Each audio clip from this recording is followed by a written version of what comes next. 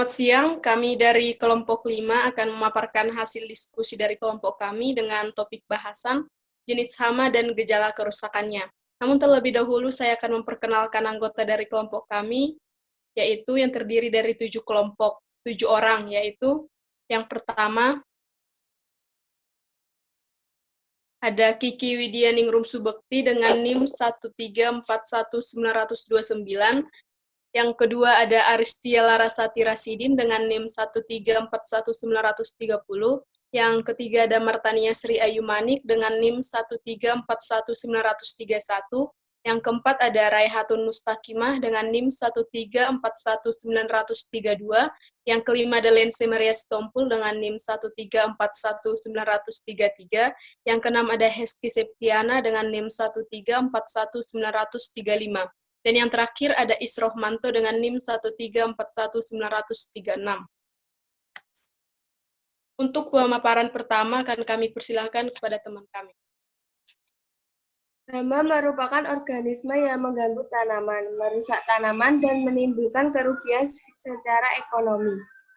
Gejala adalah keadaan patologis dan reaksi fisiologis dari tanaman terhadap aktivitas patogen atau perubahan yang ditunjukkan oleh tanaman itu sendiri sebagai akibat dari serangan penyebab penyakit. Sedangkan kerusakan adalah kondisi abnormal yang terjadi pada tanaman akibat serangan hama di mana kondisi tersebut menyebabkan tanaman mengalami penurunan kapasitas. Serangga hama berdasarkan tanaman inang. 1. Monofaga, yaitu hama dengan satu tanaman inang saja. Contohnya, Elaiodobius camerunicus. 2. Oligofaga, yaitu hama dengan beberapa tanaman inang, tetapi masih dalam satu famili. Contohnya, serangga yang hanya makan daun dari tanaman famili Cucurbitaceae dan famili Palmae. 3. Polifaga, yaitu hama dengan banyak tanaman inang. Contohnya, Spodoptera sp.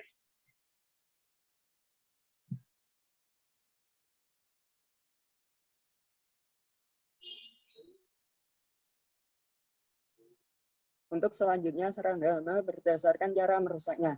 Yang pertama ada hama puru. Hama puru disebabkan karena hama masuk ke dalam jaringan tanaman dan hidup di dalam jaringan. Cairan yang dihasilkan dari sekresi hama menyebabkan pembengkakan pada bagian tanaman yang disebut puru. Contoh dari hama ini adalah Meloidogin sp. Untuk yang kedua ada hama penggulung. Hama penggulung dilakukan pada bagian tanaman daun. Daun yang mudah digulung oleh hama ketika saat masih menjadi ulat. Contoh hama ini adalah Erionata terak. Untuk yang ketiga hama pemakan. Hama pemakan merusak dengan cara memakan seluruh bagian tanaman. Contohnya Holothurocea halleri. Untuk yang keempat ada hama pengorok. Hama pengorok merusak dengan cara memakan lapisan di antara epidermis tanaman. Contohnya Brontospalongissima. Untuk yang kelima ada hama penggerek. Hama penggerek merusak dengan cara membuat lubang gerekan pada bagian tanaman. Contohnya Stirpopaga nivella. Untuk yang keenam ada hama pencucuk dan penghisap. Hama ini memiliki tipe mulut pencucuk dan penghisap yang digunakan untuk mencucuk bagian tanaman lalu menghisap sel yang ada di dalamnya. Contoh dari hama ini adalah Helopeltis sp. Untuk yang ketujuh ada hama busuk buah. Contohnya adalah Fusarium sp. Hama ini menyerang bagian buah dari tanaman.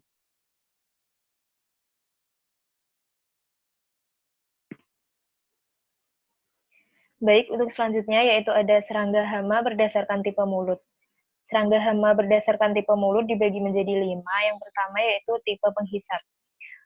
Pada tipe penghisap ini merupakan tipe yang khusus, yaitu terdapat labrum yang sangat kecil dan maksila palpusnya berkembang tidak sempurna. Contohnya yaitu terdapat pada kupu-kupu dewasa. Yang selanjutnya yaitu tipe pencucuk penghisap. Gejala serangan pada bagian tanaman akan ditemukan bekas tusukan silet yang akan menyebabkan terjadinya perubahan warna pada bagian tanaman yang diserang. Contohnya terdapat pada tonggeret dewasa. Yang ketiga yaitu tipe penggigit pengunyah. Pada hama tipe penggigit pengunyah terdiri dari sepasang bibir, organ pengiring untuk menyobek dan menghancurkan makanan. Hama ini terdapat pada kumbang. Yang keempat yaitu tipe penggigit penghisap. Pada tipe ini, bahan pangan padat menjadi lembek dan buruk akibat saliva yang dikeluarkan hama untuk melunakkan makanan, kemudian baru dihisap. Contohnya terdapat pada kutu daun. Dan yang selanjutnya yaitu tipe penjilat penghisap. Tipe mulut ini memiliki 3 bagian, yaitu mandibula, maksimala, dan labium. Contohnya pada lalat.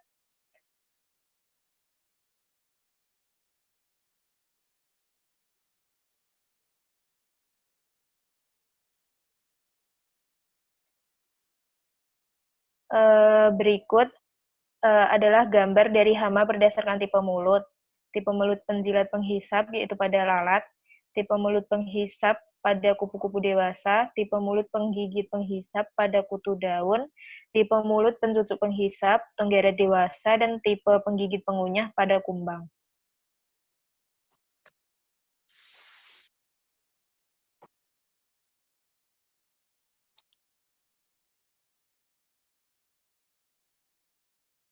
Baik, selanjutnya adalah tentang hama penting pada komoditi pertanian. Untuk hama penting pada komoditi pertanian sendiri itu dibagi menjadi 3 jenis hama, yaitu hama tanaman semusim, hama tanaman keras, dan hama pasca panen.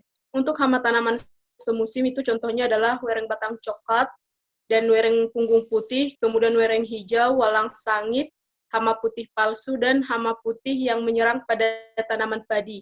Kemudian kumbang daun itu menyerang kedelai, dan wereng juga menyerang kedelai.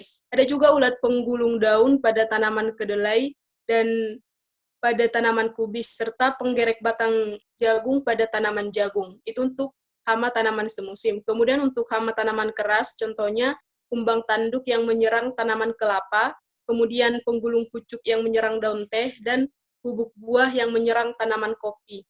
Yang ketiga ada hama pasca panen, contohnya bubuk beras, kumbang tepung, dan bubuh gabah.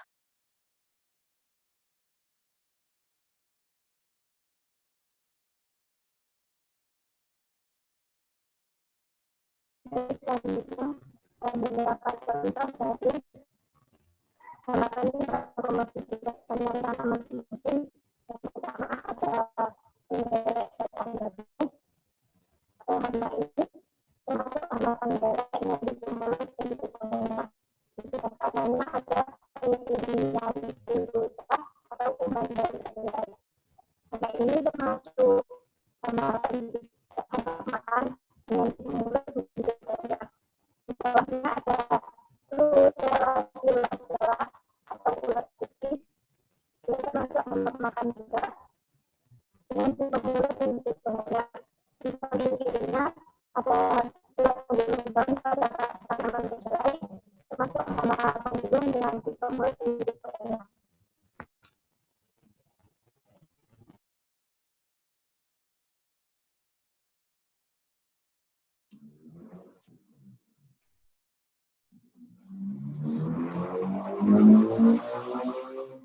Pada komoditi tanaman keras terdapat hama yang menyerang, yaitu Stephanopteris pada bubuk buah kopi pada tanaman kopi.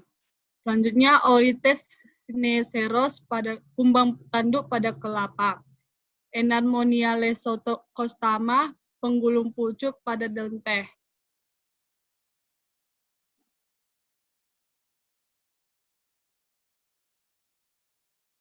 Sedangkan pada pasca panen terdapat hama yang menyerang, yaitu Rhizopeta dominica bubuk gabah, Sitiophilosorizae pada bubuk beras, dan Tribolim sp pada kumbang tepung.